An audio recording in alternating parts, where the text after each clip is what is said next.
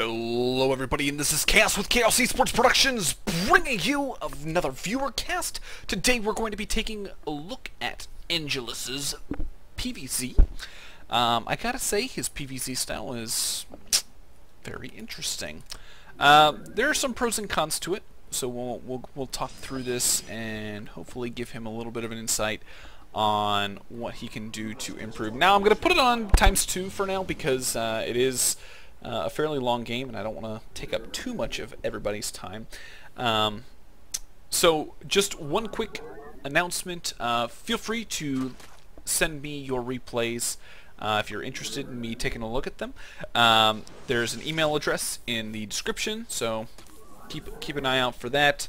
And yeah, I'll be more than happy to take a look at any of your matchups, whether it be you being a Protoss, Zerg, or Terran player. Don't really care. So yeah, feel free to send those to the email in the description. And that's all I had to say about that. Now, we're going to be talking about this wonderful PvZ. Now, we do have... Ooh, hello. We do have a Forge Fast Expand. Now, personally on this map, I'm not too keen on the Forge Fast Expand just because the ramp at the natural is very, very large, and it actually takes, let's see, at least 1 or 2 more units to fully get walled off. And going for Forge then Nexus, this is a little bit risky. Now, personally, I would have preferred the Forge having been down here. So you put the pylon down here, have the Forge, then your gateway, and then you can put your second pylon and then whatever you're going to put here, whether it be your cybernetics core or a second gateway. The reason for that is by putting all of this stuff up here, it gives kind of the Zerg player an easy walk-in to kind of get around and harass the natural. And if this cannon is placed more so back here, yeah, probably more like here. So it covers the entire, portion of the ramp, and then as well, pretty much covers this ramp as well. So basically, it minimizes the amount of space that the Zerg player can walk through without getting hit by the cannon. That's really all I had to say about that. Other than that, just going to be getting stuff up now. This wall-off's a little bit incorrect. The cybernetics core should actually be 1 single hex down. That allows for a single I can't talk tonight. A single zealot wall-off right here. Right now, there's enough space for pylon, so that's definitely going to pose for some minor complications here shortly. Now, generally speaking, obviously, you're not going to really have enough time to get out Mothership Core since you went for a Forge Fast Expand, but you do Chronoboost out your Zealot and get things rolling. Once again, if the cannon's a little bit closer down here, I think you'd be a lot better off. You probably would have only had to have dealt with maybe 1 Zergling in the main. So, going to be getting out a Sentry to do all your wonderful defense, and things are looking pretty good. You do have your Mothership Core out now. So things are rocking.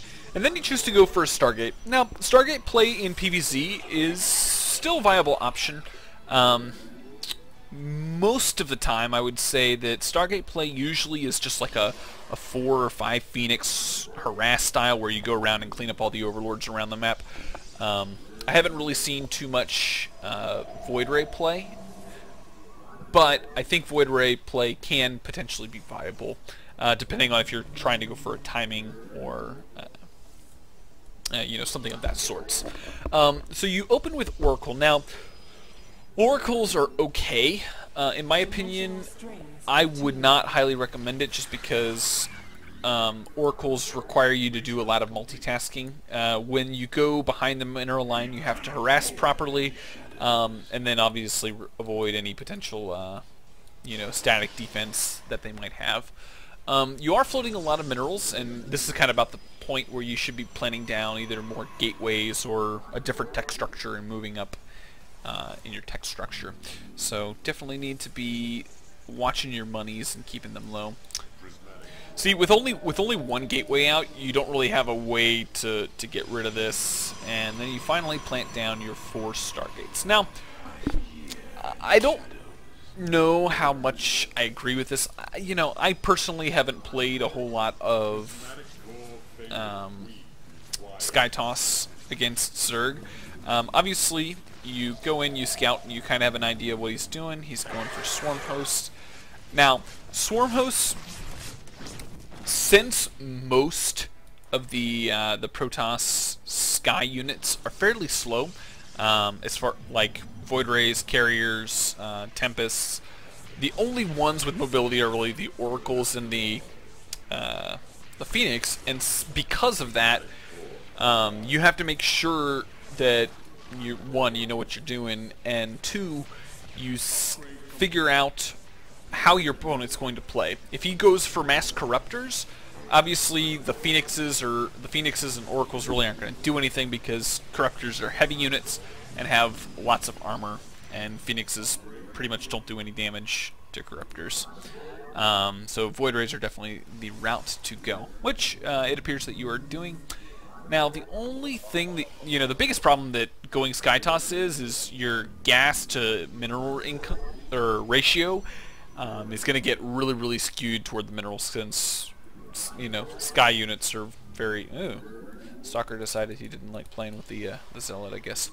But yeah, the Sky units tend to be very gas heavy, so spending any more gas into something else like Immortals isn't going to be very viable as far as getting to a late game composition that you want.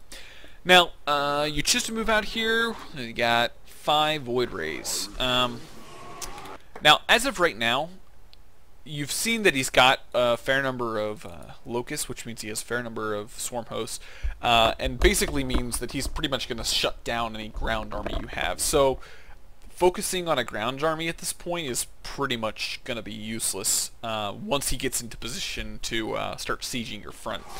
Now, the way you deal with Swarm Hosts is actually kind of, you know, counterintuitive. Most players try to be as offensive as possible, get into a position where they start breaking down your front wall, and then once the front wall's, you know, open, the Locusts get in and actually deal with the any units that are trying to defend. So as a function of that, now these guys should be attacking.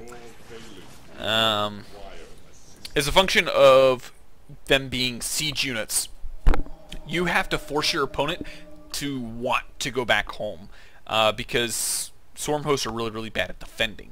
So the biggest thing is getting out like a Warp Prism, doing lots of harass as far as Zealot harass, and putting him into a position where he has to feel like he has to go home and defend at home, because, you know, obviously he's got to keep his production up and whatnot. But once he gets to a critical mass of Swarm Hosts and Corruptors, he's pretty much going to be able to walk straight into your base, and you're not really going to be able to do much. So the trick is to get the Swarm Host separated, so you can easily, you know, start to dwindle down the number of Swarm Hosts that he has. And as we can see, ground army pretty much dies, and then as a function of the number of Corruptors he has, you know, he just walks kind of all over you. Now, the biggest problem that I think that you had with this game is you didn't do a lot of harassing up front. You built the Oracle, but you didn't actually use it to harass. You took out a handful of Lings as opposed to drones. And from that, he basically, you know, got on 3 bases, 4 bases, built up a big enough bank where you could just max out as quickly as possible. And you weren't really able to do anything about it. So, you know, you're kind of fighting yourself at this point, because he's got free units that are killing off your ground army, and his Corruptors are more or less taking care of the sky. So, as far as the strategy goes, if you want to make it a more viable option, I would say you need to hit earlier, and you need to do a lot more harass with your opening Oracle, because without doing any of that harass, basically, you know, you don't limit the Zerg player from expanding and getting his army up. Because when you go for air, the amount of ground army early game is minimized significantly, and as a function of that, you aren't really able to harass with the ground army. So yeah, so I think that's my kind of final 2 cents. Let me know what you think. I'd be curious to know if you have any questions or concerns down in the comments. If you're a new viewer, feel free to check out some of my other content. It would be greatly appreciated. I do a Bronze to Masters League series, which I haven't been updating so much just because I've been short on time and, you know, things happen. But I have been doing a Back to the Basics series where I'm going through kind of some of the more elementary mechanics of StarCraft. So keep an eye out for those. And yeah, so I hope you guys enjoyed. Feel free to subscribe if you're new. Check and like and share it with your friends on Facebook and Twitter. Other than that, I will see you guys in the next game.